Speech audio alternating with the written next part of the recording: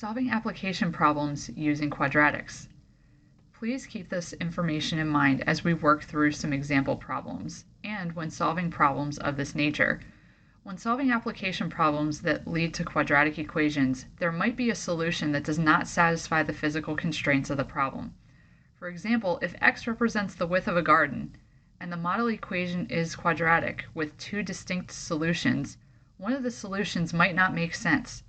For instance, if one solution is positive and the second one is negative, the negative solution must be discarded because the width of the garden must be a positive value. You can't have a negative width or a negative length in any type of problem when you're solving for the side length or length of a side of a shape. So in this case, that discarded value that doesn't make sense, that negative value in this specific scenario, is called an extraneous solution. Now let's try an example. Two cars leave an intersection at the same time, one heading north and one heading west. Sometime later, the cars are exactly 150 miles apart. If the car headed north has gone 30 miles farther than the car headed west, how far have each of the cars traveled?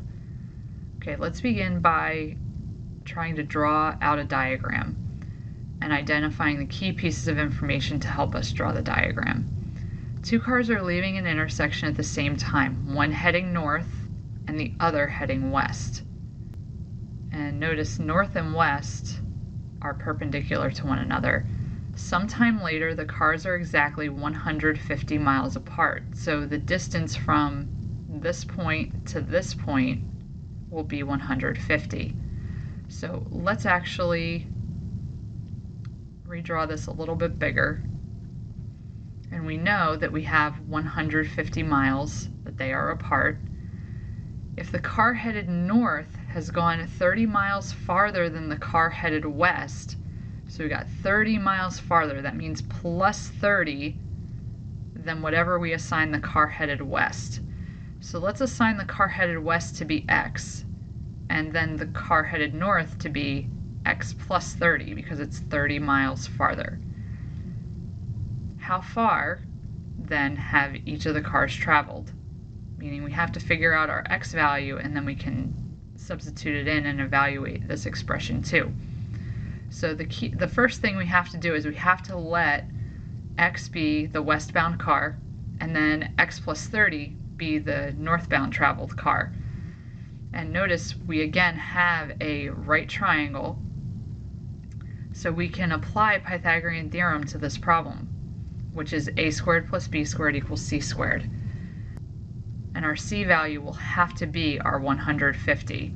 We can make a, say, be x and b be x plus 30, or you could switch them around in order to solve. So if we substitute x in for a, we would have x squared plus, and then x plus 30 quantity squared is equal to our c value of 150 squared. Now, x plus 30 squared is not equal to x squared plus 900. You cannot just distribute the square through to both terms. Instead, you have to multiply out x plus 30 times itself, or remember the formula or the property of a binomial being squared, which would be a squared plus 2ab plus b squared. Or we can, like I said, use the distributive property and multiply these out. So we would have x squared plus 30x plus another 30x plus 900, which then simplifies to being our x squared from before plus x squared plus 60x plus 900 is equal to 150 squared, which is 22,500. If we then combine our like terms, we would have 2x squared as our first term, and then if we subtract 22,500 from both sides, we'll end up having a subtraction of 21,600. So we have 2x squared plus 60x minus 21,600 is equal to 0. All three of these terms are even, so let's divide them all by 2 and factor that 2 out of all of our terms. And we'll have then x squared plus 30x minus 10,800 is equal to 0. Now you can either resort to using the quadratic formula, or we could try to factor this. And if we try to factor it, let's actually think of, instead of 10,800, let's actually think of 108. Are there two factors of, and it's a negative 108, that add up to 3? Well, yeah, there are. If I had negative 12 and positive 9, I would end up getting, positive 12 and negative 9, I would end up getting plus 3. So then we can then think of the negative 10,800 as positive 120 and a negative 90. And those are going to work. So we have 2 times x plus 120 times x minus 90 is equal to 0.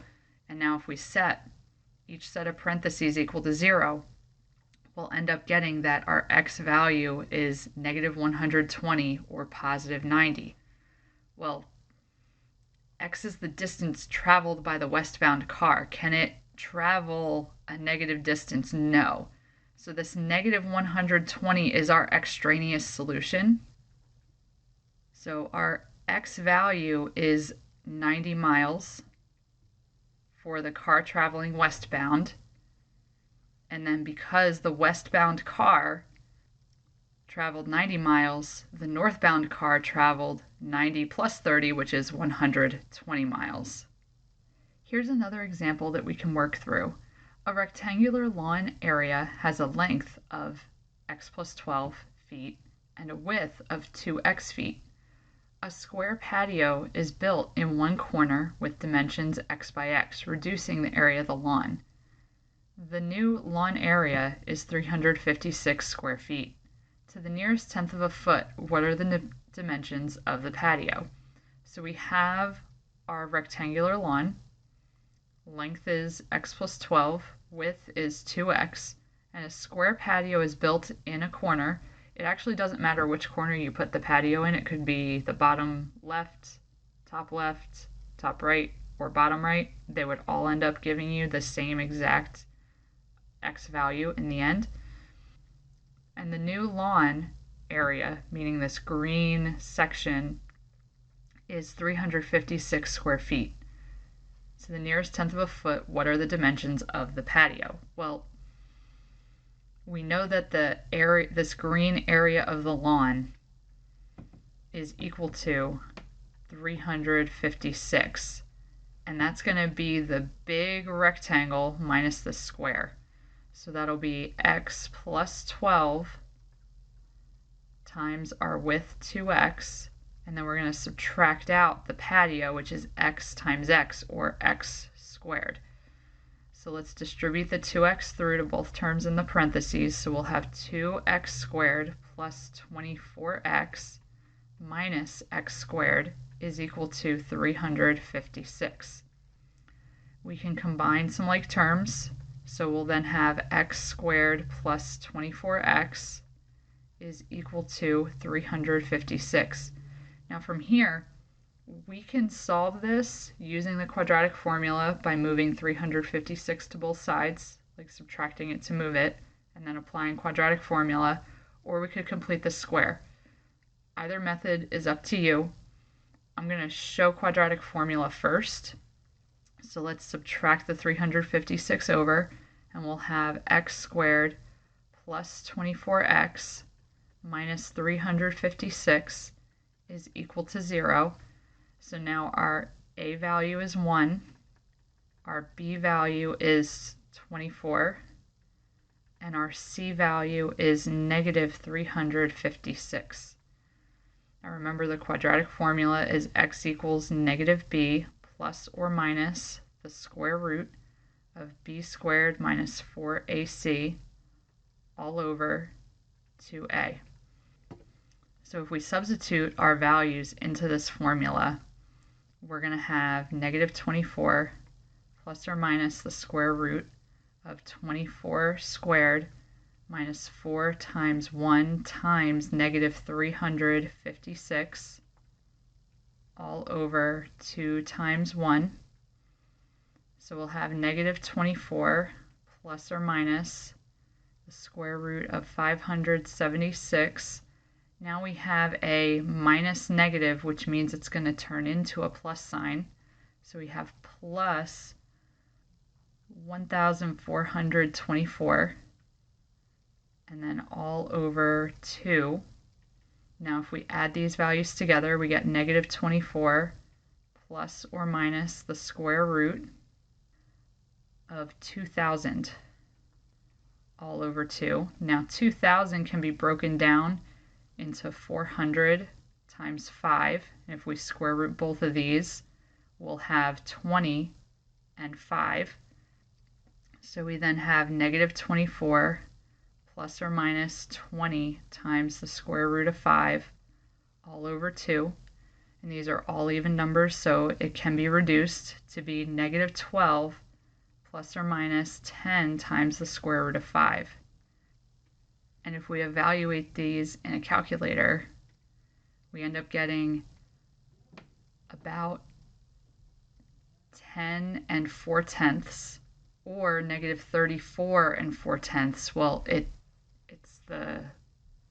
they're dimensions of a yard. So the negative is extraneous and we can ignore it.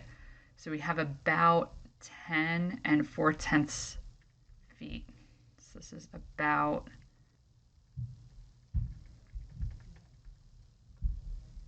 And finally, the dimensions of the patio are going to be 10 and 4/10 feet by 10 and 4/10 feet.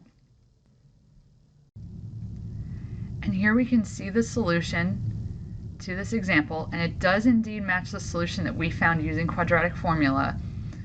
You can also solve it by completing the square, and that is what is demonstrated here. So when you combined your like terms, you were left with x squared plus 24x, and then some space was left to complete the square, is equal to 356 plus some number. If you take half of b, or half of 24, and square it, you'll end up getting 144.